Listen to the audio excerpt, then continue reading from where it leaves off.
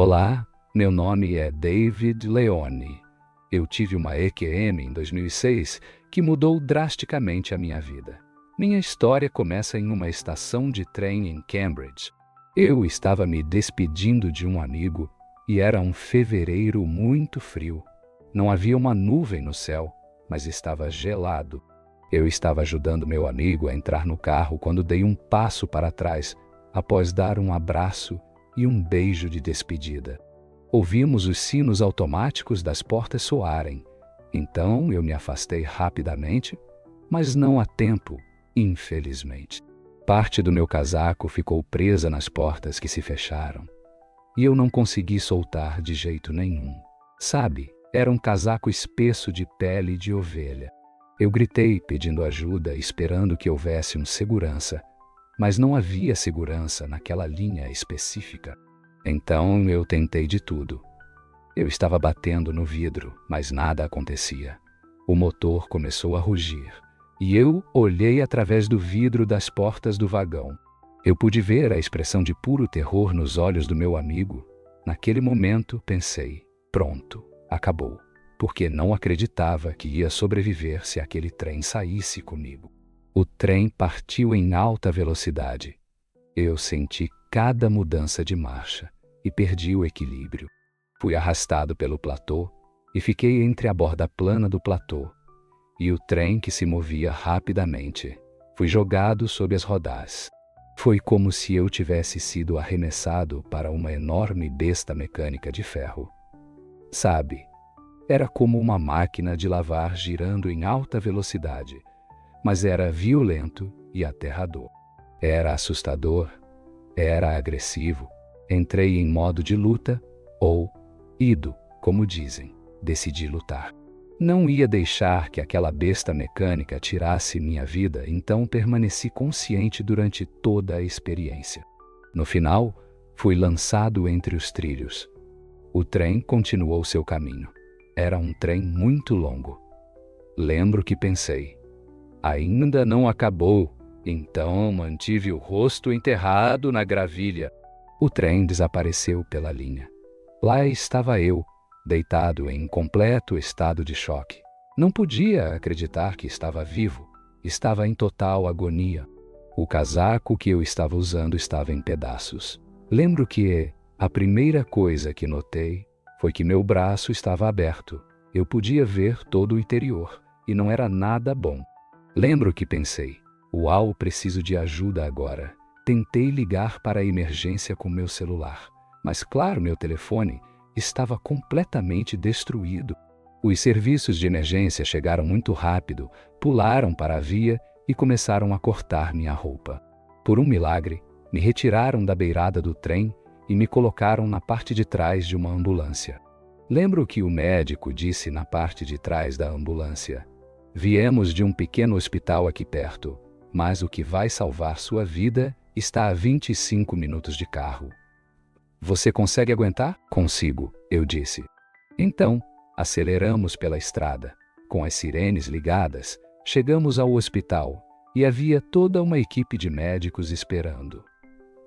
Havia muita confusão. Eu não entendia o que diziam. Para mim era tudo uma questão científica, claro, mas eu podia ouvir medo em suas vozes e sabia que ainda não tinha acabado. Percebi que estava perdendo uma grande quantidade de sangue. Conseguia ver literalmente saindo do meu braço. Eles trabalharam em mim com todas as suas forças. Lembro do cirurgião que estava no comando de toda a situação. Ele parecia calmo, na verdade. Ele se aproximou de mim e disse, David, vamos ter que te levar direto para a sala de cirurgia. Sua família está aqui? Você quer vê-los? Eu disse sim, por favor. Eles entraram no departamento de emergência. Minha amiga Ana, a quem eu estava me despedindo no trem, estava lá. Fiquei muito feliz que ela estivesse lá, porque precisava me conectar com ela. Sabia que ela tinha passado por essa experiência terrível comigo, e eu queria conversar com ela. Ela se aproximou. Seu rosto estava pálido. Ela estava em completo choque e sua cabeça balançava de um lado para o outro. Ela disse: "Não posso acreditar que você esteja viva. Anunciaram nos alto-falantes que você estava morta." E eu disse: "Sei", e perguntei: "Você está bem?" E ela disse: "Sim, acho que sim." E foi nesse momento que deixei meu corpo. Saí do drama que estava acontecendo no hospital. Sabe, toda a intensidade de tudo. Sabe, o barulho, a dor que estava sentindo, de repente diminuiu. E me encontrei em um espaço que parecia ser pequeno e escuro. Na verdade, não era um espaço escuro de jeito nenhum, porque percebi que havia uma luz linda começando a pulsar ao meu redor. Havia pequenas cores pulsantes: âmbar, verde, amarelo e vermelho. Senti uma sensação de calma dessas cores pulsantes, porque pensei naquele momento que não havia conseguido. Pensei que deveria estar morta. Não tentei lutar contra isso. Não tentei resistir. Sabe, eu sei que muitas pessoas que têm experiências de quase morte, eu percebi desde então, tentam resistir, especialmente aquelas que têm famílias jovens para cuidar. Quero dizer, não é que eu quisesse morrer, eu não queria, mas depois de tudo o que tinha acabado de acontecer, eu estava bastante... Não sei, de certa forma, eu estava feliz em aceitá-lo. Então, sim, eu não resisti. Eu me deitei na maca do hospital. Bom, eu pensei que estava em pé naquela maca, mas não era assim. Agora eu estava deitada sobre uma enorme pedra. Era como uma grande pedra de granito. A melhor forma de descrevê-la é que era como um altar medievalê. Era interessante porque, normalmente, algo assim seria muito frio e desconfortável para se deitar. Mas não, isso não era. Eu me senti muito confortável. Olhei para verificar minhas feridas e olhei meu corpo. Percebi que já não estava vestida. Estava coberta com um cetim azul, uma espécie de material com textura sedosa, como um lençol que me reconfortava e me fazia sentir tranquila.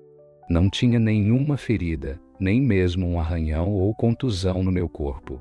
Tudo estava completamente intacto. Isso me acalmou bastante. Apoiei a cabeça na pedra e fechei os olhos. E quando fechei os olhos, de repente, uma luz entrou pelas minhas pálpebras. Era bastante brilhante. Então, eu abri os olhos e lá, acima de mim, se aproximavam grades simétricas de luz branca. Eu não conseguia desviar o olhar daquela luz.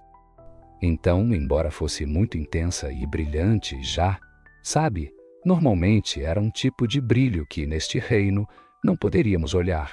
Já sabe, era como olhar diretamente para a luz do sol. Mas eu não conseguia desviar o olhar daquela luz. E a razão pela qual eu não conseguia desviar o olhar era porque eu sentia que havia algo mais do que luz acontecendo aqui. Sentia que uma força curativa vinha daquela luz. Fechei os olhos e me deixei banhar naquela luz, por assim dizer. Senti que a luz estava me curando.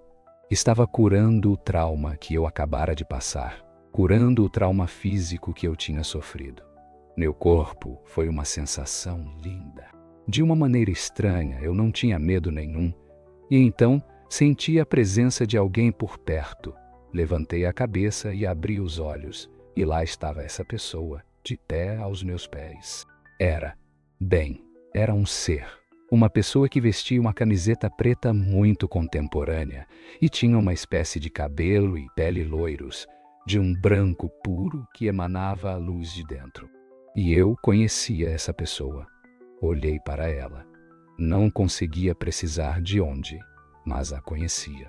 E disse em voz alta: "Eu te conheço, não sei de onde te conheço." E essa pessoa simplesmente ficou parada e me sorriu com um sorriso cúmplice.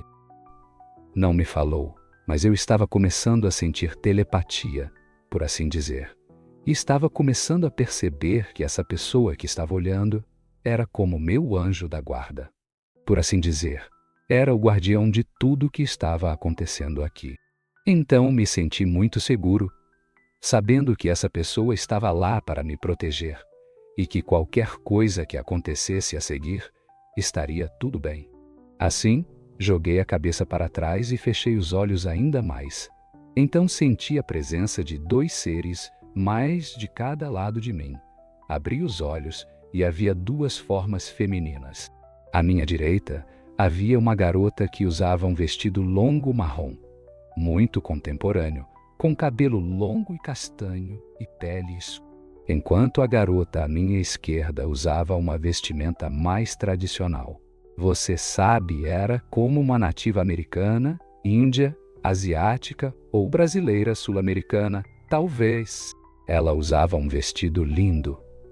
Elas tinham as mãos flutuando sobre os contornos do meu corpo, percorrendo lentamente cada um deles. Fechei os olhos e senti a energia que vinha de suas mãos. Estava fazendo cada molécula do meu corpo vibrar com uma energia de amor. Era como um amor belo e incondicional que vinha de suas mãos. Essa energia curativa ia muito além de curar a forma física. Ia muito além. Elas estavam retirando cada camada de dor emocional, ou bagagem, como costumamos chamar. Estavam removendo todas essas camadas e chegavam à essência pura da minha alma. Era uma sensação linda e libertadora. Eu me senti livre, me senti mais livre do que nunca em toda a minha vida. Sabe, eu me senti completa. Senti que essa era a minha verdadeira. Minha essência, sem culpa, vergonha, dor ou opressão. Nenhum desses sentimentos estava lá. Então, comecei a pensar na minha família, porque me lembrei que minha mãe havia estado chorando quando estava no hospital. Todos estavam em estado de choque. Claro, eu estava debaixo de um trem. Isso foi realmente assustador para eles, tanto quanto foi para mim. Então eu tentei me aproximar e olhar para baixo. E enquanto olhava para baixo, pensei que poderia vê-las, mas não consegui vê-las de jeito nenhum. Mas o que vi foi uma espécie de vista impressionante. Era como uma enorme cascata de estrelas e tinha o tamanho das cataratas do Niágara, das cataratas Vitória, seja lá o que for. Sabe, mas em vez de bilhões de toneladas de água caindo pela borda, havia bilhões de estrelas brilhantes que apenas caíam e rolavam. Havia estrelas cadentes passando acima e eu pensava, uau, sabe? Eu estava completamente deslumbrado. Olhei para baixo e enquanto olhava para baixo, tentei fixar meu olhar. Sabe? No começo só conseguia ver estrelas brilhando, e depois comecei a ver cores formando nebulosas. Sabe, eu estava olhando para baixo, parecia que ia de uma galáxia a outra e estava vendo formações que nunca tinha visto na minha vida. Quero dizer antes disso, sabe, nunca tinha tido muito interesse em astronomia.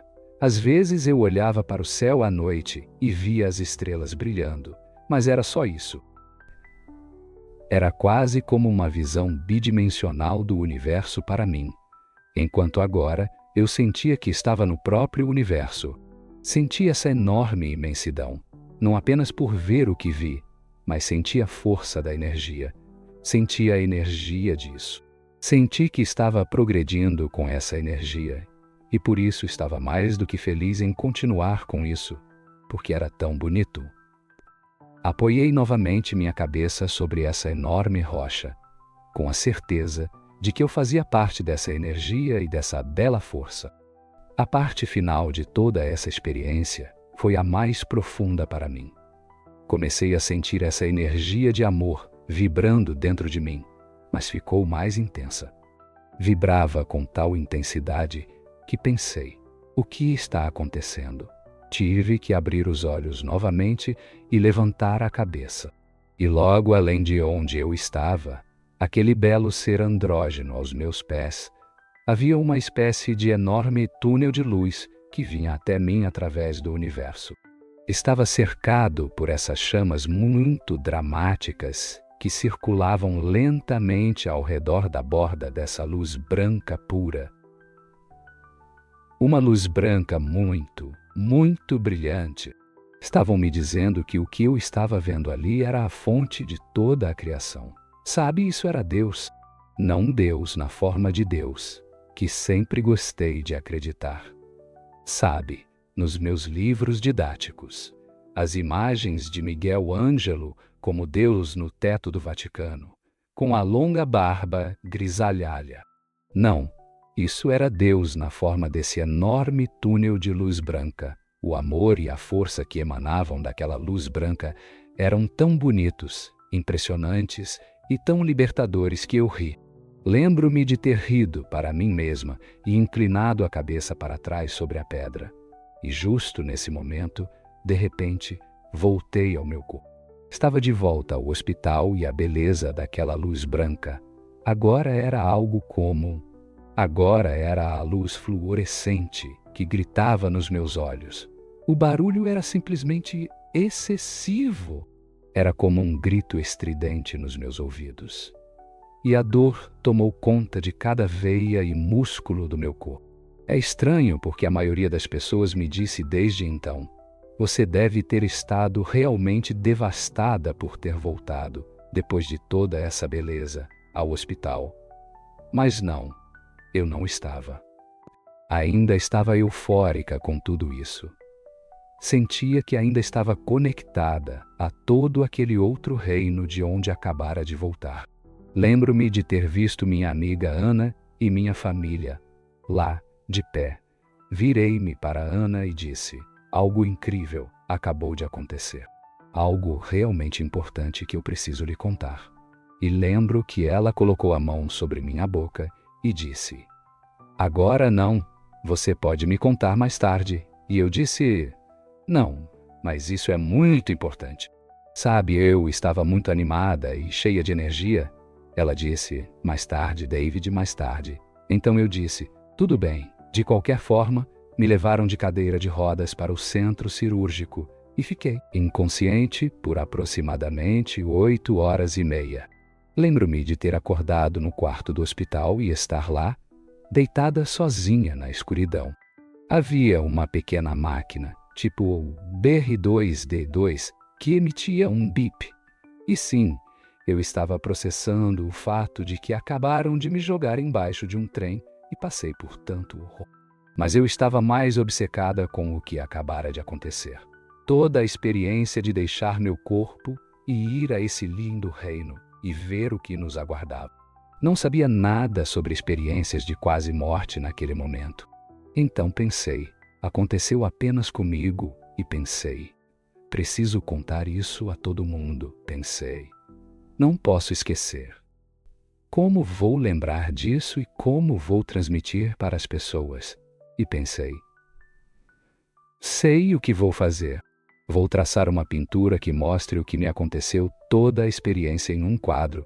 E pensei, tem que ser grande, tem que ser dramático, tem que ser como aquelas pinturas de Michelangelo, como as grandes cenas bíblicas que ele retratou.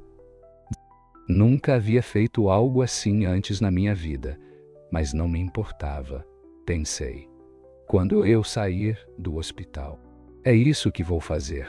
Então, uma vez que saí do hospital, me recuperei na casa da minha irmã, com sua família jovem. Sabe, e disse, preciso fazer essa pintura.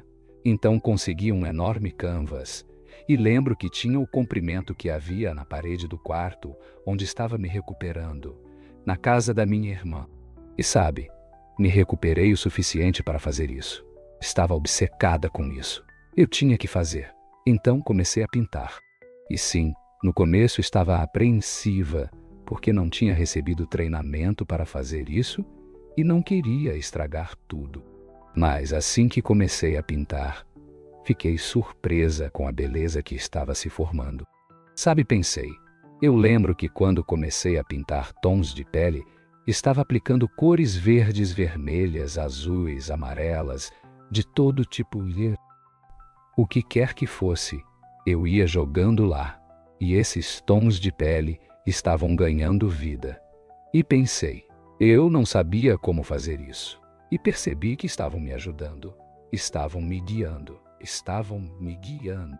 Senti que ainda estava ligada àquela outra realidade, como se um cordão umbilical de energia ainda estivesse atravessando isso. Isso, e olhava para cima, como ainda faço, e dizia: obrigado por toda a ajuda que você acabou de me dar. Sabe, não parou por aí. Sabe, foi interessante porque comecei a receber cura espiritual em uma igreja espiritualista local, porque precisava tentar dar algum sentido a tudo isso. E eu sabia que havia uma igreja espiritualista na cidade onde estava a casa da minha irmã. Então fui à igreja espiritualista, e eles sabiam o que havia acontecido. De fato, disseram: David, você teve uma experiência de quase morte, e me explicaram tudo. Mas também disseram: olha, aqui fazemos cura espiritual, e parece que seus braços estão bem mal fisicamente. Parece que isso lhe faria bem, eu disse. Sim, quando posso começar nas sessões de cura? Alguns dos curadores eram clarividentes.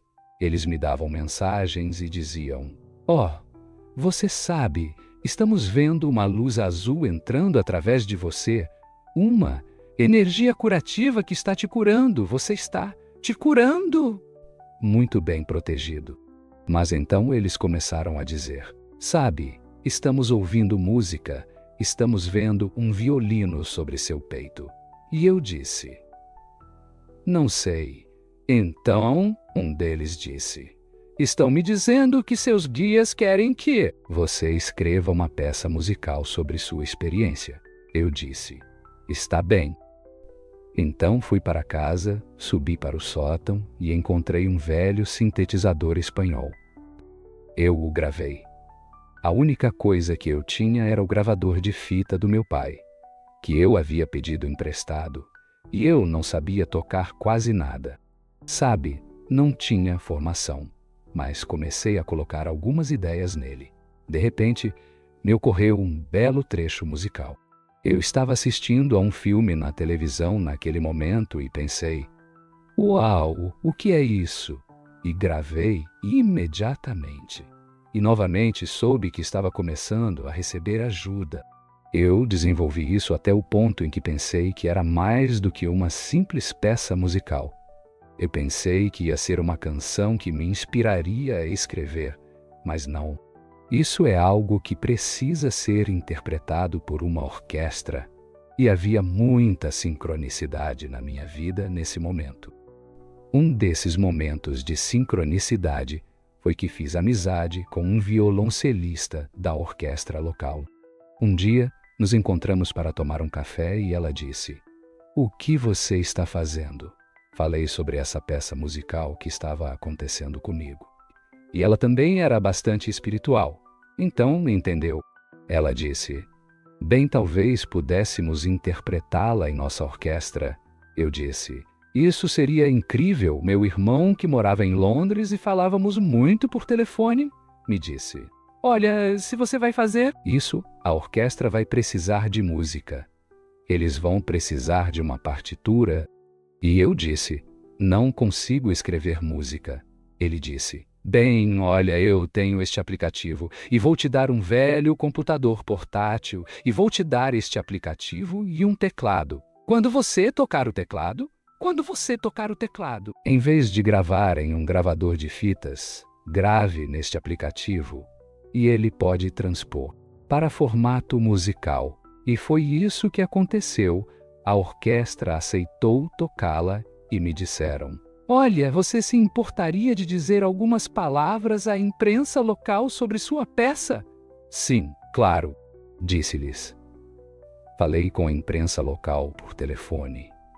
E eles me disseram: espere, você é o cara que se meteu debaixo do trem? Não. Sim, eu disse.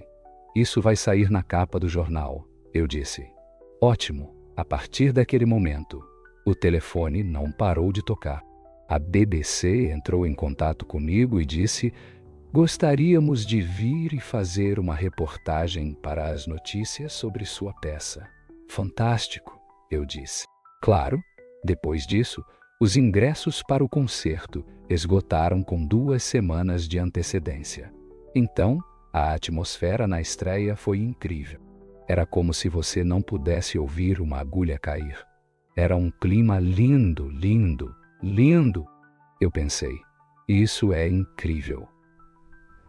Cada vez mais pessoas vão saber como é, porque a primeira peça musical que escrevi falava sobre minha experiência e se chamava A Luz Divina. Lembro que minha família... Eu nos sentamos na primeira fila e ouvimos toda a peça. Não me senti nervoso. Senti que tinha total confiança de que estavam me ajudando, que isso ia acontecer, que tudo ia voltar a funcionar. Mas foi mais do que isso. Lembro que o diretor abaixou a batuta e aqueles acordes iniciais que eu tinha escrito naquele pequeno sintetizador barato eram agora como um som tridimensional e soavam lindós. Eu pude desfrutar disso porque sabia que não era só eu quem tinha escrito. Sabe? E acabou. E houve uma linda rodada de aplausos. Eu estava abraçando minha mãe de novo. Ela estava chorando, mas dessa vez, lágrimas de alegria. E então minha irmã disse, David, olhe para trás. Eu disse, o quê? E olhei para trás. Havia uma ovação de pé. As pessoas estavam de pé e aplaudindo. Foi simplesmente incrível. A partir daquele momento, comecei a receber encomendas de outras orquestras escrever música. E isso me inspirou a continuar trabalhando com minha música e minha arte. Eu não conseguia parar de pintar. Queria continuar pintando mais e mais quadros baseados na minha experiência. Queria compartilhar tudo que pudesse, sabe? Tanto através da minha arte quanto da minha música. Então foi como se eu pudesse dar às pessoas, e ainda posso dar às pessoas, uma ideia do que me aconteceu naquela outra vida, de uma maneira bastante tridimensional, tanto através da minha arte quanto da minha música. Então, aconteceu a terceira parte do quebra-cabeça. Diziam-me repetidamente através desses meios que eu precisava escrever minha história. Sou disléxica. Tinha deixado a escola com notas muito baixas. Minha vida era um completo caos até o momento do meu acidente. Na verdade, pouco antes, eu estava em ruínas, prestes a ser despejada do meu apartamento em Londres, onde morava. Assim, a vida não poderia ter sido muito pior naquela época. De qualquer forma, uma amiga entrou em contato comigo. Ela morava na Escócia, bem longe, e fazia anos que não nos falávamos. Ela já conhecia minha história e me disse, sabe quando você vai escrevê-la? E eu respondi, bem, isso é o que continuam me dizendo, mas você sabe, sou disléxica. Não há como isso acontecer. Então minha amiga, que nunca tinha escrito um livro, nem nada na vida, mas havia escrito alguns artigos médicos para revistas, disse, bem, você poderia contar com um coautor e... Eu poderia fazer isso, eu disse, ótimo. Então, foi isso que fizemos. Começamos a trabalhar no meu livro e pensamos, bem, vamos publicá-lo por conta própria. E eu disse, não, veja, precisamos alcançar um público mais amplo. Isso é o que aconteceu com a música e a arte. Tentei explicar a ela que precisaríamos acreditar nisso e que aconteceria. E assim foi. De repente, um editor entrou em contato no último momento, antes de estarmos prestes a nos autopublicar e disse, olha, acabei de receber seus manuscritos e são incríveis e quero apresentá-los ao restante da equipe e eu disse, ótimo, faça isso. Assim, consegui um editor e meu livro, chamado Shine On, foi publicado pouco antes da pandemia. E pensei, bem na verdade pensamos, o que vai acontecer agora, sabe? Porque não havia como eu sair e promovê-lo nas livrarias em todo o Reino Unido. Mas comecei a fazer podcasts e a dar entrevistas para pessoas. Então, a notícia começou a espalhar-se, não apenas por todo o Reino Unido, mas também nos Estados Unidos e em todo o mundo. De repente me vi falando e alcançando mais e mais pessoas, percebendo que minha voz agora estava se tornando, não sei, estava se transformando em algo mais do que apenas arte e música. Eu pude começar a me expressar através de entrevistas e através de pessoas que podiam ler minha história. Passei de me perguntar completamente confusa para onde minha vida iria, a perceber, de repente, que a vida está no momento presente, e o momento presente é o lugar mais importante para estar. E isso é algo que aprendi daquele outro âmbito. Lembro que quando me colocaram sobre aquela rocha, percebi que havia passado tanto tempo no passado, preocupando-me pensando nos erros que cometi, preocupando-me com as oportunidades que perdi, as portas que deveria ter aberto e todas essas coisas, ou preocupando-me com o futuro, ansiosa pela direção que minha vida tomaria. Mas naquele âmbito me senti completa, porque lembro que pensava que ali não havia senso de tempo. Nele, o único tempo é o momento presente. Agora percebo que o momento presente é o mais importante.